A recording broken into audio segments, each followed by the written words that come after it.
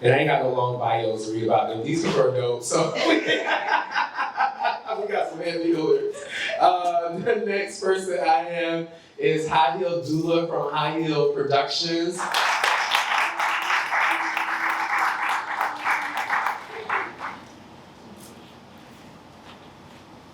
And lastly, we have Ms. Kimberly Novak from Saul's Light. Come on up.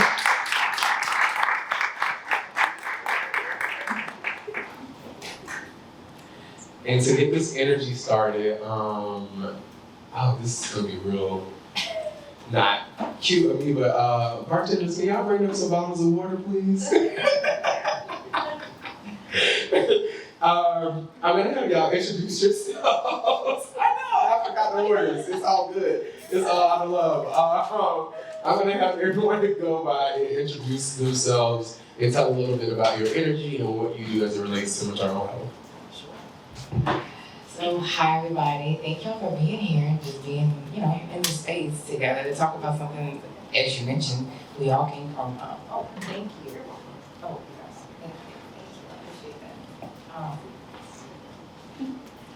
that. Anyway, this topic is really important.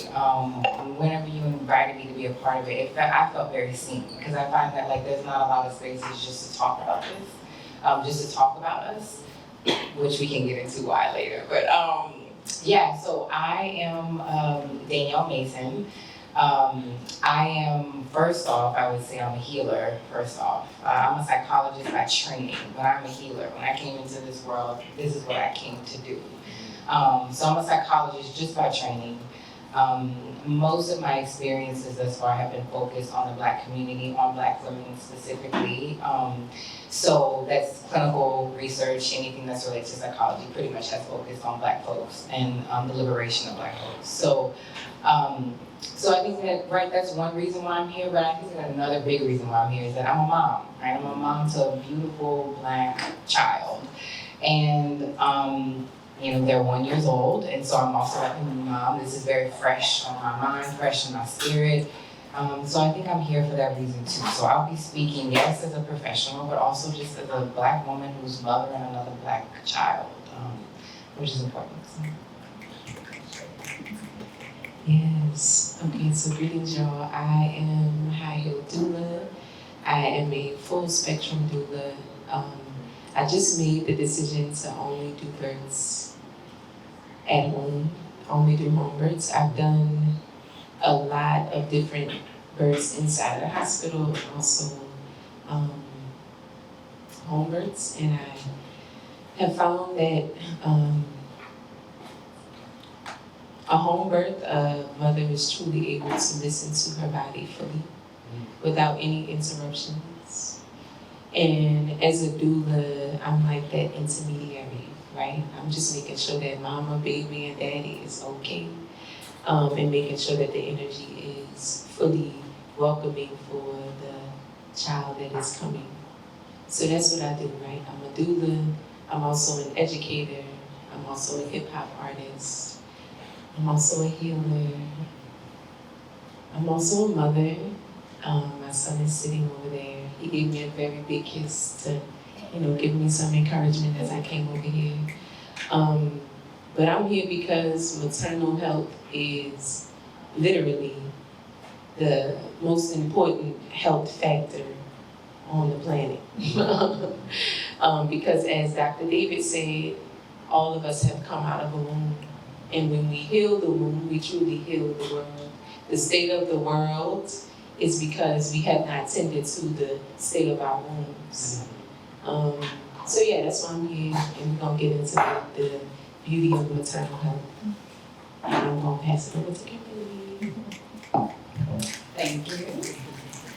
So I'm Kimberly Novad. I'm the founder and executive director of Saul's Light, which is an organization that supports, empowers, and advocates for families that have babies in the neonatal ICU or families that have lost a baby shortly after birth.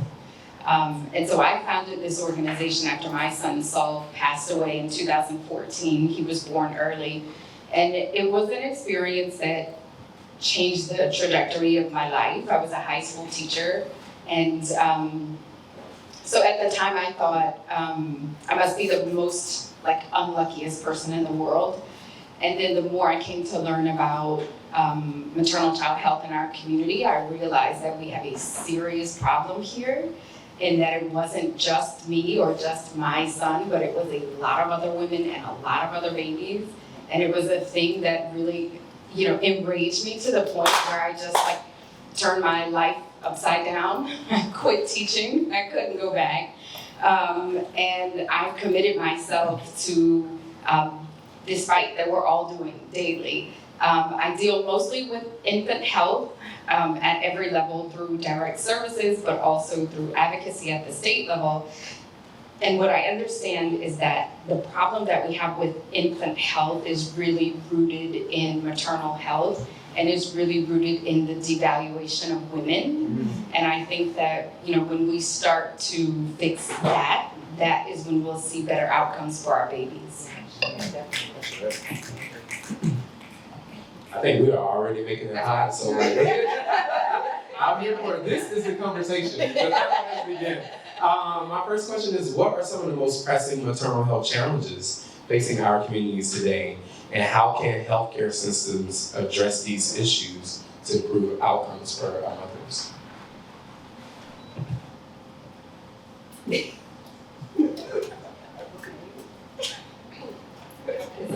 It's a lot of challenges. There's a lot to say. There's a lot. Right. I'm actually going to start with this T-shirt that I'm wearing. This is Nurse Nikki's T-shirt. It's it says "Listen to Black Mothers," so you can buy this T-shirt on her website. And I think that a lot of the challenges that Black women face is that they're not listened to when they go to the doctors. I know, for example, my personal story, I wasn't. I was in labor for 2 days before I actually went to the hospital, but I called, and every time I was told, oh, this is normal, it's no big deal, put your feet up, have a glass of water. And it was my first time, so I didn't know what was normal. I didn't know what was happening. And then by the time that, I found my voice and stood up for myself, it was too late for me. I was in active labor. There was no way that they were going to stop it, and so we had the outcome that we had. And I think that from the beginning, if someone had actually listened, right, and understood that a first-time mom might not have the vocabulary to describe accurately what labor is happening or what changes are occurring, but them as healthcare professionals, they're supposed to know. And they're supposed to say, at the very least, come and get it checked out. So that's one thing that we always encourage moms, especially Black moms, is if you're in any doubt whatsoever, you have to get it checked out. And you have to make healthcare professionals listen to you. They have to see you, they have to check you out. And if it's a false alarm, better you find that out than to find out the other way, that it's something that can't be stopped. Yeah, so I'm gonna bring it to our dear brother, El Hajj Malik El Shabazz, who let us know that Black women are the most disrespected, neglected, unprotected beings on this planet. And because of that, the systems in which we are a part of continue to nurture that idea, right? So I think when we think of these systems, when we think of many of the outcomes that a lot of mothers have experienced, that is the root. When you devalue the woman, you devalue all of her experience that come out of her, right? And I think that one of the biggest challenges, in my view, is that, yes, mothers are not listened to, okay?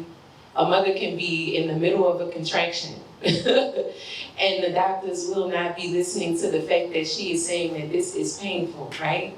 Or the fact that she talked to the doctor beforehand and say, I don't want an epidural, I don't want Pitocin, I don't want these interventions that would lead to me having different birth outcomes that I did not sign up for. And because of that, all of those interventions happened. And that is because they didn't listen to the first part, right? The first part of her, when she was not in between spirit and the spirit world and the material world, when she wasn't in that middle, she was like, I don't want any of that. But when she's laboring and she may have a moment where those contractions is getting her and she like, let's get me out of the room. And the anesthesiologist is standing at the door. And I'm like, she just said it because of the moment that she was in. But I need you to back up, okay? So it really like, as the doula, the chat, and the reason why I made the firm decision of just doing home births is because it's so much to be in the hospital when they are not listening to the mother. From the onset, from the appointment, from before she's even in labor. And that is one of the biggest challenges. And when there's no one there to advocate for her. So I'm also a part of an organization called Generation Hope, where we help mothers who are in college, and they are like very young mothers, right? Like 16, 17, 18. And to hear their birth stories is horrifying, of how much the doctors completely diminish their ability to make decisions because of their age, because of who they are, because their partner was probably not present. And to think about a child having a C-section and then the next day she have to go to class, right? So these are like, we truly don't hold space for after birth, right? During birth, before birth, how are we consciously conceiving, consciously birthing, and then consciously parenting? So that it's not this full surprise, you know? I'm getting on a tangent, but yeah, it's a lot of challenges, y'all. It's buku challenges, okay? Buku of them. But the root of it all is the way in which we value the woman in our society.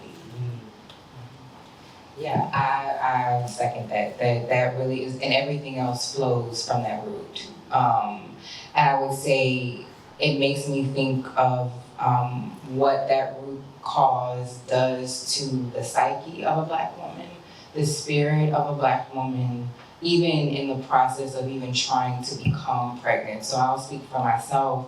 I have polycystic ovarian syndrome, so the idea of getting pregnant for me was not as simple as, oh, I'm just going to have a baby. Like it was going to take some effort on my part. And you know, from the medical side, another Black woman gynecologist told me that like you will always need some type of help and intervention to get pregnant. So that's how I thought about it. I did not think that my own body was capable of doing this on its own. She did not instill that in me. She did not reflect that back to me. So I then internalized the belief that my body can't do this. Which, I mean, my God, like when I really think about the weight and like the magnitude of internalizing something like that about your own body, that it cannot bring life on its own. You will need medicine, you will need these types of interventions in order for you to get pregnant. And so I did go that route. And I fully, I'm trying to say, it was hard. And it was painful, and I had loss. So I definitely think that it's all the things that come out of that root cause of making Black women not know the power of their own bodies and to not believe what their bodies are capable of doing. What does that do to the mind? Right, and I think that's where obviously, like, that's where I live, that's where I exist. Did I talk about? And thinking about what these things do to the Black mind and the mind of Black women, and then how that plays out. I mean, gratefully, my daughter that I have now came naturally. naturally. Like there was no intervention, even though all of medicine said that your body and what's going on with it, all the hormonal imbalances and all that, your body can't do this. I just want to be clear, my body did do it and did it beautifully. Prepare like a lot of questions that focus in the healthcare space, but as we're talking, I'm thinking about community. And so if you all are okay, I would like to pivot a little bit and ask this question: what can we as community members do to support the education, the awareness, and clarity building around the experience of Black maternal health? Like, what can we all be doing? I identify as a man, obviously, and so I can't give birth, but this is very important to me because it impacts the community. So what can I do to be in support of this journey and bringing the education and awareness to our community? I'll make this quick. For me, it actually, I found that and a lot of the other women that I work with, we've needed community most after. Because I found that what happens is that you have the baby and then the medical system, society is done with you. Like you have the baby and now it's all about the baby. We forget about the vessel in which, right, that baby came from. We forget about, and all the healing, that it's not like, it's like 2 years before your body goes back to some sense of like what you remember after you've had birth. So like, for me, it's, I think not forgetting about the mother and like just really honoring what the mother just did is continuing to do the way her body is continuing to give life, even though, yes, she gave life already. There's still life that is being given, life force that is being given. And that I think community needs to like fill her cup back up again, right?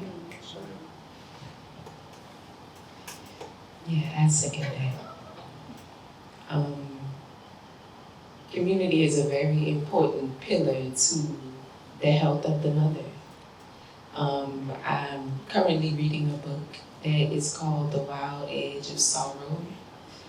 And it speaks about grief in a way that allows for us to consider the mother, right? When a mother has a child, she is grieving who she once was.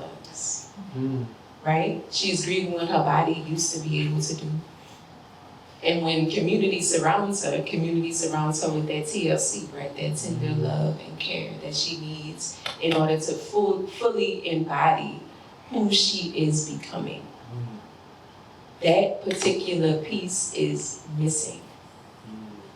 Everyone comes to see the baby. Let me see the baby, girl. Let me pick up the baby. Let me hold the baby. But no one is truly pouring into the mother. So in my practice as a doula, I'm like, what you need? Because the baby will be taken care of because of like the first few months, the baby is good. If it's breastfed, if it's like sleeping good, the baby is good. But mama and daddy, like, how can we pour back into the family so that once the baby start doing the other stuff, right? Start playing around, crawling, all that stuff, there's not a strain on the family. Many of the families that I've supported have not made it through the first year after having a baby. Because of the community factor because it's missing. It's missing. And a lot of us can say, oh, it's because of this system and that system. It's because we are not showing up for the people in our lives who have just had children. Period. We think that, oh, like, I'm gonna bring some food tomorrow, and then, in a month, I'll bring some more, but like, there needs to be active care, full active attention to mom, daddy, baby, right? And I can say my experience with community has been beautiful, right? I say beautiful, but it's been very interesting. Okay. I say beautiful because, I'm an artist and I be liking to see the flowers, But sometimes when weeds, baby. Sometimes in weeds. Okay. But yeah. So when I had my son, you know, community truly showed up, right? They showed up for him. They showed up for me. And I had a home birth. I was in labor for 25 hours. It was beautiful, you know. He came out. He was crying. He was good. He was chilling, you know. And when I had my daughter, it was the same thing, right? So everyone showed up and they were here and it was beautiful. And I don't know if, well, I'm gonna just say it, okay. So my daughter transitioned in 2020 and Saul's Light was one of the organizations that like truly helped me through that process. But when she transitioned, the world shut down, right? So COVID happened. And community no longer showed up. I mean, because of the fear of COVID, but also like no text, no call, no how you doing, no nothing. So it was like remote silence. So I think that there is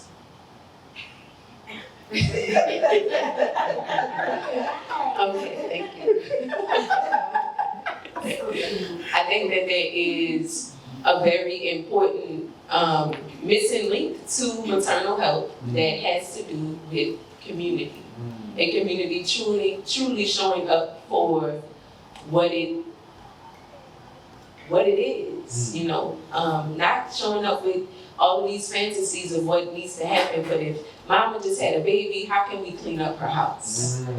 How can we rub her feet? How can we clean the baby? How can we, like, real action? Yeah. Yes. I also have a lot of thoughts about this question, but I'm trying to rein it in. And I think that the biggest role that community can play is like comprehensive support. And so by that I mean even at the root, at the beginning. So I think, you know, back to my days of teaching high school and how many young people are just completely unaware of how their bodies work, for example. You know, so I think that like not just young women, but young men need to know how their bodies work and, you know, what happens if we love each other, and how not to make things happen if we love each other, right? I think too, I think that because we are in this world or in this society, we have taken on a lot of ideals that are not uniquely ours or that don't belong to our community. Come on. And so I think that like we see having a child or two people having a child as just a thing that they're doing, but like we all play a role in it, right? So like from educating the young people in making good choices, supporting them when they make not so good choices. As you know, the other panelists have said, supporting people during pregnancy, supporting them after pregnancy, supporting them in the event of loss. But just to get back to the things that are uniquely ours and in our cultural imprint, right? It's within us to have a community that supports each other. It's within us to have a village that raises a child, right? It's within us to understand that the quote that, you know, if the kids, you know, can't feel the warmth of the fire, they'll burn down the village, right? So like we all have a role to play, and I think it starts way before birth. And so yeah, I think we need to like not always be thinking of like ourselves and our jobs and how to make money and, you know, saying, oh, well, that's their business over there, right? Like these kids are all our business. The teenagers are our business. The young adults are our business. Pregnant women are our business. People who experience loss, it's all our business, right? So I think that we need to be coming together and making sure that all those things are taken care of, that we get our health lined up, that when we decide we want to have babies, that we create babies in the best possible situation, right? Because I think too, we always talk about women's health preconception. We never talk about men's health preconception. That's also important. Yeah. You know, so I think it's just the comprehensive support that is ours, that we know has always been done in the history of our people, no matter where we are. It's just that we don't see it, but I think we can create it. Yeah. Oh, yeah. I want to kick it to the audience to see if there are any questions for our lovely panelists before we close out this first segment. So I know you said that that you don't like to do the hospital to help with the hospital births because you feel like the mothers aren't able to like listen to their bodies fully. Like, what are some experiences that led you to make that decision? Like, where you were just like, I want no parts. I'd rather just, do it in the home. So I just had a mother who gave birth about 2 weeks ago. And the experience that I just said about, she said she had a birthing plan, all the doctors signed it. Okay, yeah. So she had a birthing plan, all the doctors signed it. And her birthing plan said that she did not want Pitocin, she did not want an epidural, and she did not want another C-section. Minutes after she got to the hospital, their concern was that she wasn't dilating fast enough. Minutes after she got to the hospital, she wasn't dilating fast enough. So they asked if it would be okay if they put her on Pitocin. And at this moment, she was like, yeah. And I was like, are you sure? And I mean, in that space, you really, because it's available, because they know that it is accessible, it makes it easier to say yes. When you know that it is you and your body and your baby, you power through, you know? But yeah, she said yes. And then after the Pitocin, contractions got way harder. Epidural. After the epidural, she still wasn't dilating. C-section. So like everything that she did not want, it starts off with one intervention, and it trickles down to every intervention that you don't want to happen. So, yeah, and spiritually, I do not like that. Yeah, so. How would they fare without you? That's my question. It's like, and I know it's like, these are grown people and they have their decisions, right? And so they get there, even though she had like the birthday plan, so she had everything that she knew she didn't want to happen, and you're the intermediary, and it's like now we have like a good doula who's decided to only do home visits or home births. So what about the women who have to go to the hospital and they don't have doulas like you to help them? So I have to say that this was a very difficult decision to make, because it makes my practice exclusive, right? But also to protect my own sanity. Like I've lost a child, I have a child, and I have to truly be present fully for my child. And the amount of energy it takes to be present in the hospital is too much for me. And being real with myself, I could put the S on my chest and be like, I could do it. But the real thing is I cannot. I had to set a boundary. And it's unfortunate because there are mothers who, yes, they would benefit from a doula, but I also have friends who still do hospital births. So we also have a connection where if someone comes to me, I can refer them to someone who I know will support them in all the ways that they need in the hospital. So it's not like I'm just pushing them off. There's also a referral process. So, thank you so much for that question. Well, I guess, I think the biggest thing I would say, the difference, because I've done both as a doula as well, is that when you are at home, you're not on a clock. And when you go to the hospital, you are on a clock. They're expecting your baby to like be in your arms by a certain time. And if that doesn't happen, then they won't make it happen, right? I will also fallen victim to that. And any person who has been in labor will tell you it's called labor for a reason. It is hard. Okay, it takes time. You need to eat. You need to drink. You need to keep up your strength. If you go to the hospital, you can't even eat or drink. You know, so yeah, I think what being at home affords you is the opportunity to let nature take its course and allow gravity and all, you know, these things to bring your baby down, where also like in the hospital, they mostly want you on your back, laying down, which is the exact wrong way for a baby to come. So I think the biggest thing about home birth is that they give you the freedom to labor in a way that will allow your baby to come at the right time, when they say, right? I think the thing is that like, we are not in control of birth. And I think that is what freaks people out in the hospital.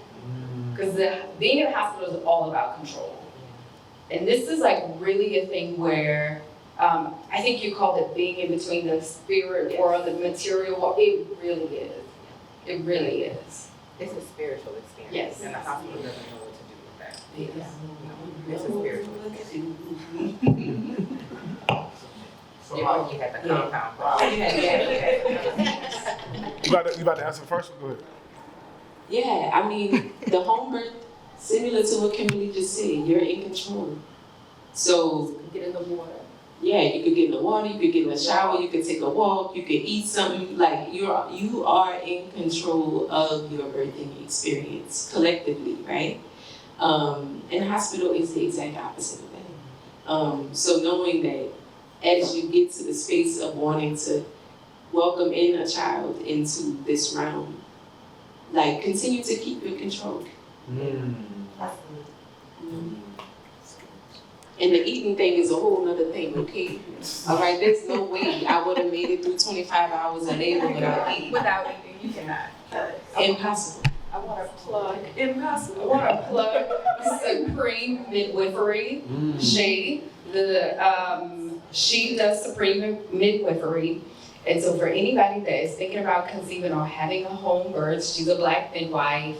And she believes firmly that babies should be caught in the hands of their creators, in their father's hands. So if you all are looking for a midwife for home birth, check out Supreme Midwifery. And while you have it, we are going to close out. Can you tell people? Oh, I'm so sorry. My bad. My bad. Listen, let me give future father his space. So my second question is, listen to Black women that have given birth on how the outcome after childbirth is. How can you prepare a father prior to the birth, during the birth, and after to be able to be there mentally, emotionally, still be able to go out and be the provider, the leader, the protector, but also come home and be that emotional net for the partner? What advice would you give the couple, the parents, to be able to get through that process? Because I hear that postpartum is very, very serious. It can be different time frames, different things like that. So what are some of the advice for fathers out there that want to be able to allow and help their partner get through that? I am so sorry for cutting you off. That is a really great question. Please forgive me. I would encourage fathers to be involved as much as possible, and I think it's something that young fathers are doing more of. And fathers should be involved at every step of the process. Pre-conception, prenatally, during pregnancy, after pregnancy. And if there's anything I can encourage fathers to do, it is to support your partner in breastfeeding. Yes. It is really the very best nutrition that you can provide for your baby. And everybody plays a role in breastfeeding. The mom, of course, who is supplying the milk, but there is also plenty for dad to do. Dad can feed with bottles, dad can burp and change diapers and clean up. And this, if you don't remember anything else, please remember this. If your partner is waking up in the middle of the night to breastfeed your child, please wake up with them. Even if you have nothing else to do, wake up. Do not sleep like a baby on the other side of the bed while your partner is breastfeeding. Okay, that is grounds for divorce. Don't do that. For sure, Ronald. Okay. Because baby get up You wasn't supportive and you Right. said through my breastfeeding. Right. Baby get up every 2 to 3 hours to eat, Correct. regardless of what you think is happening, right? So, yeah, as a father, it's very important that you are present for the experience that the mother is having with the baby. Because the first, if the baby is breastfed, like, it's gonna be mama and baby majority of the time. And sometimes dads feel as though, like, what am I supposed to do? Like, she's laboring, what am I supposed to do? Like, she's pregnant, what am I supposed to do? But you are truly the grounding force for the experience. Fully, the grounding force. So when mama is getting to a point where she like, I can't do this during labor, you like, well, remember, baby, we was talking about how we was gonna breathe, like, you are the grounding force. You are the person who keeps things steady. And sometimes that's difficult because you're also the provider, the protector. There's so many other things, but knowing that the unit that you are creating is the biggest priority once you decide to have a child. Like, that's your biggest priority. So yeah, your friends hanging out, yeah, they doing that, doing this, doing that. But like, the health of your partner and the health of your child are very important. And even if there is separation, even if there is a moment of like, you over here, she over there, she is still taking care of your child. She is still very important to the health of your child. Because the health of the mother is the exact mirror of the health of the child. So, and that's a whole nother conversation, okay? All right? And many of our mothers are not healthy. They have been given this, backpack of the world, So, yeah, as a future Black father, be present. Yeah, I was gonna say that as you were talking the whole time, I was thinking about, and this is, I won't go too far on this, but like, if we just think about the patriarchy and how things are set up, that like, for the most part, men are socialized to be the center of attention, to be the center of like, all your needs are kind of what we focus on and what we think about. Birthing is the complete opposite of that. So it is a very strange experience for men who've been socialized where the world is constantly centering you and your needs. So I say be gentle with yourself in that process. Be honest with yourself about like, man, I feel like ain't nobody worried about me. It's like, well, nobody really is, man. It's not. Like, that's actually kind of the truth in a lot of ways. But like, okay, but know that like, oh, this is me being an ego, right? This is about the unit. So just as much as like the mother is doing this huge selfless act, there is a selfless act there's a shedding that you're also going through as well. You're right, you're going through your own birthing process, so yeah, there are things happening for you. I just ask that you honor those things. And everything else will fall into place after that, once you see that. Right. Tell the people how they can find you all as we get ready to close out. You kind of can't, I'm sorry. I'm not on social media. I don't do social media. So you can But the people like you, they don't be sessions. Come find her after the session if you need to talk to her. Yeah, right. Just like catch me in the these streets. To be quite honest, by the end of this year, y'all hold me accountable, community. I will be licensed in Louisiana to start giving mental health services here. Currently, I'm not licensed here, so right, legally, ethically, I couldn't work with you, anybody here in therapy. I'm only licensed in California and Texas, but by the end of this year, I will be licensed in Louisiana, so maybe by then you might find me in other places than just the streets.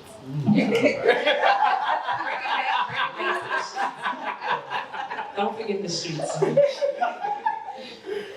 So you can find me on Instagram at High Heel Doula. The heel is spelled Heal.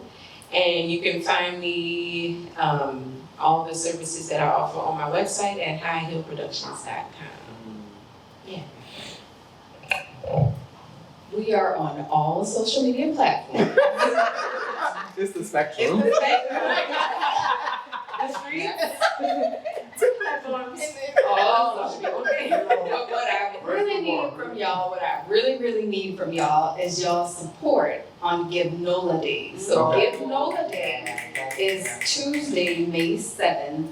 And we are an organization that provides direct cash assistance to people who need help, no questions asked. We are one of the only organizations that does that in the state. And so we are able to do that because of the generosity of people like you. And so the minimum donation for Give NOLA is $10. It doesn't sound like a lot, but it goes a lot. It goes a long way because people give in community together, mutual aid. That's what we do. And so I would love to have y'all support. And the address, the Give NOLA site hasn't gone live yet, but when it does, it'll be givenola.org/Saul's Light. So Saul is SAUL, that's my son's name, Saul's Light, Light, LIGHT. And so any support that you can share with our community for Give NOLA would be most welcome.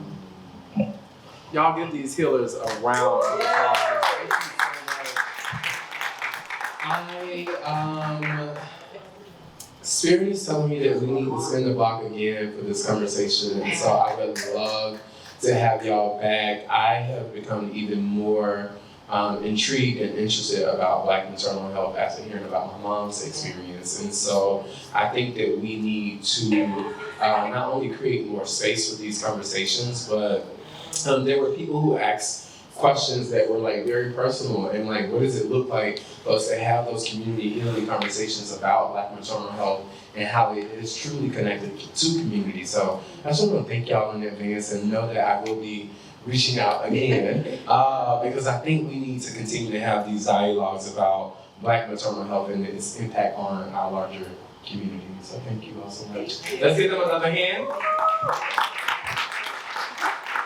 Great. Y'all just got some homework. Kimberly said if your mother, she's still on this side, go ask her what your birth story was. That is a really great way to ground you in understanding the importance of Black maternal health. So call your mama if you can. And if your mother is an ancestor, ask her to deliver the story in your dreams. Because our ancestors do speak to us. Or ask someone in your family, but go and do some homework and figure out what was your birthing story. Thank you for that. We're gonna do an activity around that at your house. Facilitated by you. Yes, Spirit be working. Thank y'all. We're gonna take a little 5-minute break, y'all. Feel free to grab a bev. And we got our nutritional panelists coming up next. So if you're on the nutrition panel, go ahead and make your way up.